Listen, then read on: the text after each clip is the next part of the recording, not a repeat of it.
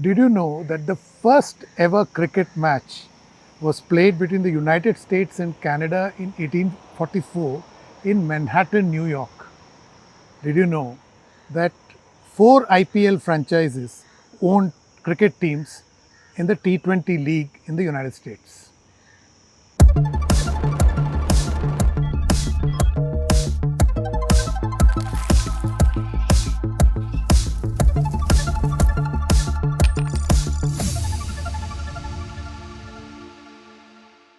Hello and welcome to another edition of Capital Calculus. I am your host, Anil Padmanabhan. Last week, the curtain was rung down on the T20 Cricket World Cup hosted by the West Indies and the United States. I know we are all over the moon by the fact that our national team ended a title drought. There was an important subtext though. The tournament has enabled cricket to establish more than just a toehold in the United States. I'm not sure how many of you remember, but in 1994, United States played host to the World Cup in football. It launched the sport in the country, and today the US team is among the top in the world. In a strange coincidence, 30 years later, and that too in the same month of June, the United States played co host with the West Indies to host the T20 Cricket World Cup. More importantly, the team did exceptionally well. They pulled off one of the biggest upsets in the tournament by beating Pakistan, and on top of that, they qualified for the Super 8, which means the next World Cup, they are automatic entrants into the tournament. The big question then is whether history is poised to repeat itself. To answer this, I spoke to Venu Palaparthi. He is the founder of DreamCricket as well as the co-owner of NJ Stallions, which is a cricket franchise. Venu is part of these expats who for several decades have been toiling to establish cricket in the United States and hence a very good go-to person to understand this phenomenon of cricket coming to the US. I began by asking Venu whether the reality of hosting cricket in the land of baseball matched expectations.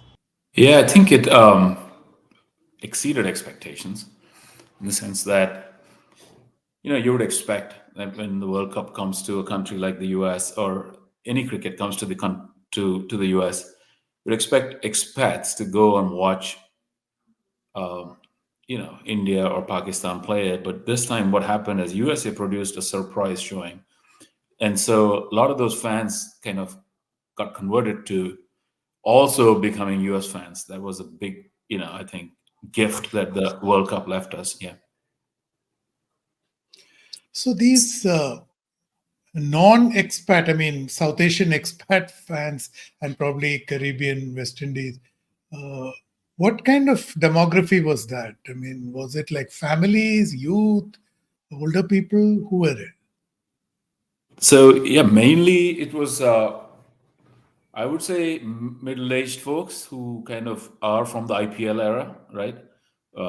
Not the really, um, I guess, the first generation Indians who came in the 60s or 70s, who kind of only followed the Test era, right? Or even the early part of the ODI era. So, people who get attracted to something like a World Cup T20 is, folks who kind of have their favorite IPL team and so on. So those are the ones you saw here, and they brought their kids along and their friends along, which was I think a good. It was good to see that. Yeah. But that means these are not like the Americans who watch baseball, soccer, and basketball. There were, just a smattering of Americans who watched other sports at the stadium, but it was not insignificant. In other words, if you go to if you went to previous tours that were conducted in the U.S., for example, West Indies playing India, you mainly only saw West Indies or Indian expats. But this time we actually saw some locals on Long Island. There were, maybe I would say 1,000, 2,000, fans who kind of were curious. They were drawn in by the World Cup coming to New York sort of experience. And I personally took an American friend of mine to the India-Pakistan game, and he just loved it, right? And then I took somebody who grew up playing basketball, Indian heritage, but did not watch cricket at all, and he loved it too. So you had, obviously, I was there with a lot of people, like maybe 15 people on each occasion, but two new fans is not a bad way to start. Yeah. So, Venu, since you were there, the India Pak game, that atmosphere must have been exceptional, right? I mean, all round South Asians, everyone, and the quality of the game too. Quality of the game, obviously a little bit dampened by the fact that these were not high scoring games. Um, Overall, though, I think, I personally like the energy at the India USA game, because that was more, I think, organic interest. People were like, they've lived in America, and they kind of, their idols are Indian cricketers, and it was good to watch that. I thought that was, for me at least, a better experience than the India Pakistan game. It was electric. Both those games were obviously packed. There were 35,000 people on both occasions, maybe 34,000. But yeah, it was. It was. I would say both were pretty electric, but I've personally thought India USA drew a lot more American fans. But Venu, when we sitting outside the US were looking at the coverage, Mhm. particularly say in New York Times, which had this funny headline which said India beat Pakistan 119, 113.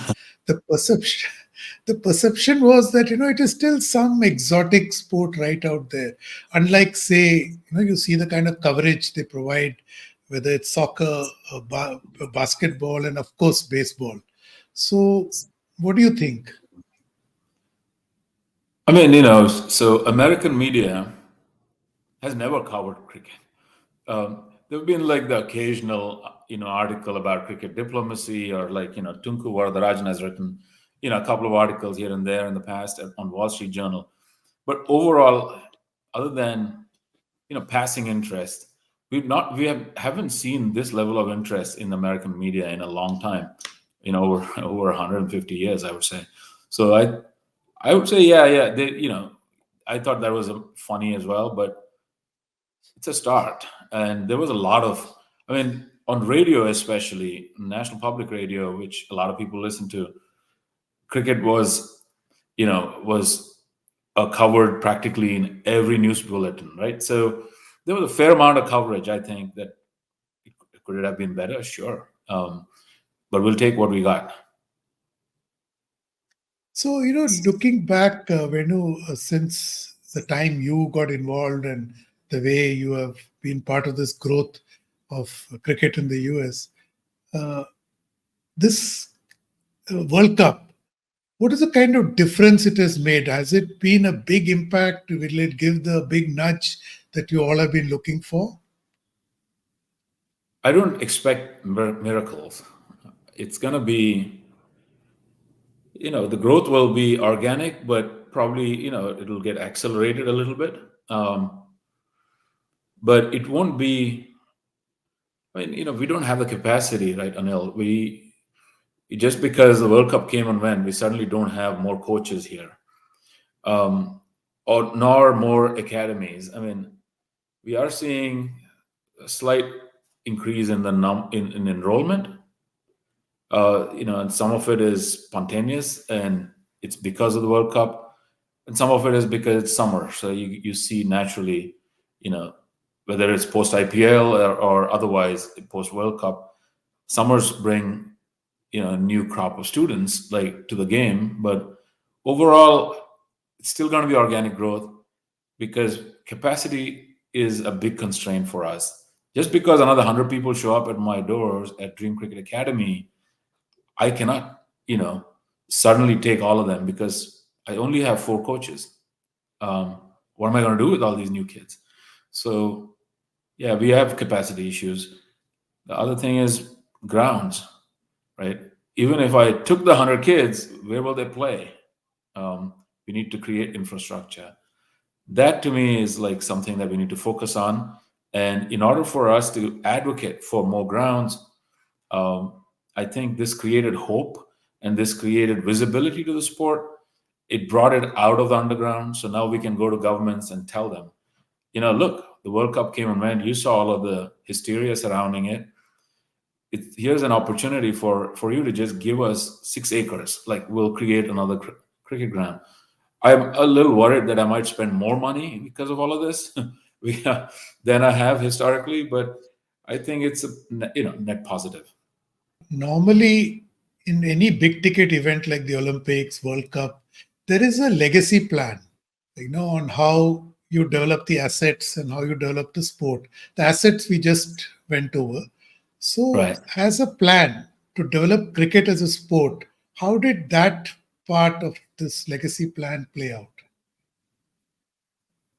To develop cricket as a sport, you need a critical mass of players. Okay. So we have a critical mass of players. I think that hasn't changed. If anything, like I said, it's accelerated interest amongst uh, non-immigrants, right? Like first generation, second generation, yeah, which is beneficial. I don't think some Americans are gonna like now suddenly take to cricket. It's not quite there, but they're intrigued by the sport. That and they understand that it has commercial viability. So in that sense, it's good. We still, like I said, we are the folks that are going to be around. We've been around. It's been backbreaking work, right? After the World Cup left the area, we still had to go put down mats, remove mats.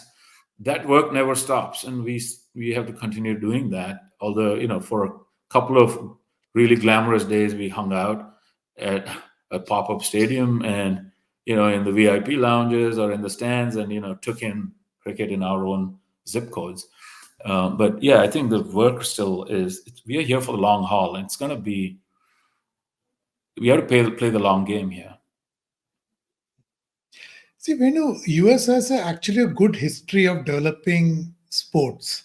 Let's look at football. Coincidentally, it's the 30th anniversary this year when World Cup football happened in the US. And look at the way the sport has grown in the US. Now, the US team is among the world's top 10, 12 teams.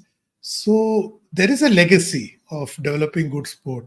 So, there is a history. So, do you see that history also playing in favor of developing cricket? That was a different era. I remember the World Cup coming to the US very vividly because that's the year I came to the US. Um, and I was in Dallas at the time, and Dallas was one of the venues. It created this mass, exuberance right around and adulation around soccer. But it's the same factors. At the time, in the early 90s, there was a critical mass of soccer players also from among expats. And what the World Cup did is it provided like an inflection point and kind of was a catalyst to an accelerated phase. So it was like that, and then it took off from there. I would say the same thing is going to happen with cricket now, but not only because of the World Cup. Fortunately, MLC started a year ago, and it already uh, started attracting interest to the sport and also capital to the sport. So, and that capital is the really missing ingredient, because with capital you get world class infrastructure. With world class infrastructure, you get higher quality folks coming to play, and the atmosphere is better. People want to go out and have fun, and all of that requires a better stadium. And I think the Dallas opening with USA Canada, that was fantastic because it's first the history dots got connected. And secondly, it was a great stadium. The atmosphere was great. And thirdly, that is lasting infrastructure. And that is proof that you build and it will happen.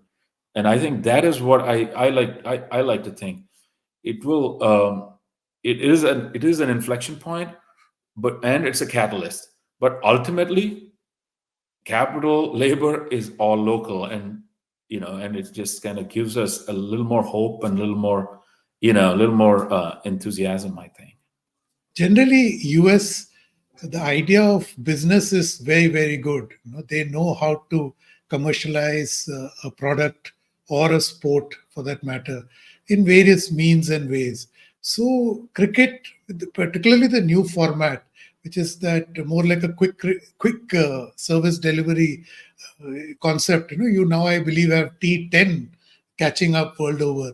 So, and given the short format, the way it is structured, the speed, the kind of resilience, what are all kinds of aspects, it lends itself to serious commercialization. So I would expect American business taking to this as a I prospect. think they are. I don't. Major League Cricket has some heavy hitting sponsors now. So the larger the canvas, the more the interest, right? And MLC is that large canvas. And then once you create that canvas and that interest you know um, kind of gravitates towards the larger canvas, then you create interest in the sport, and then minor league team owners like ourselves, we also get local interest because we are local teams, right? New Jersey or Philadelphia or New York or so on. So there's lot of commercialization yet to happen. The buzz is here. It was kind of there, thanks to MLC. Now, obviously, there's more buzz that, in effect, it kind of creates more opportunities for us to harness that interest and monetize it, like give sponsors some additional opportunities to like take those eyeballs and showcase their product. So it's all coming together. It isn't safe to conclude that cricket can look at a future as a mainstream sport in the US. And we can see the likes of Rohit and Virat Kohli become stars like Messi, etc. Yeah, so I thought maybe not in my lifetime, but I'm coming around. Two reasons for that. First of all, lifespans have increased, so I might live long enough for it to become a mainstream sport. But also, thankfully, there are two major events happening in the US, right? This World Cup, the fact that the USA made Super 8 means that they get an automatic entry into the next World Cup. But more importantly, the Olympics. So we got two, but like 1A, 1B, and two, like two major events that will give us a chance to like expand our footprint in the US, and perhaps enough thrust for us to get you know I don't want to take names here, but the Messi equivalent of cricket will probably come by soon, and he his first initial is V, and his last name starts with K. So let's see if we can get him or anybody here with that kind of stature. But I think we are getting there. I mean, we're creating that canvas. Like I said, it's for us to figure out how we want to paint it. Venu is right. In 2028, Los Angeles will host the Olympics, and cricket is part of it. But before that, you have the next T20 World Cup. And as I explained earlier, US is automatically qualified for the playoffs. So there are immense opportunities that are going to come by way to attempt to mainstream cricket in the US. If indeed all this does play out as planned, then cricket would have found a new footprint, which is another continent, not just one country. And unlike earlier, when Columbus discovered America, this won't be an accident. Thank you for watching. Don't forget to subscribe to StratNews Global on YouTube. Hit the bell icon so that you don't miss any updates. And please do share your thoughts, ideas, and suggestions with us. I'm available on Twitter, or what we call X, at Capital Calculus. I'll be back next week with another episode. Till then, stay safe.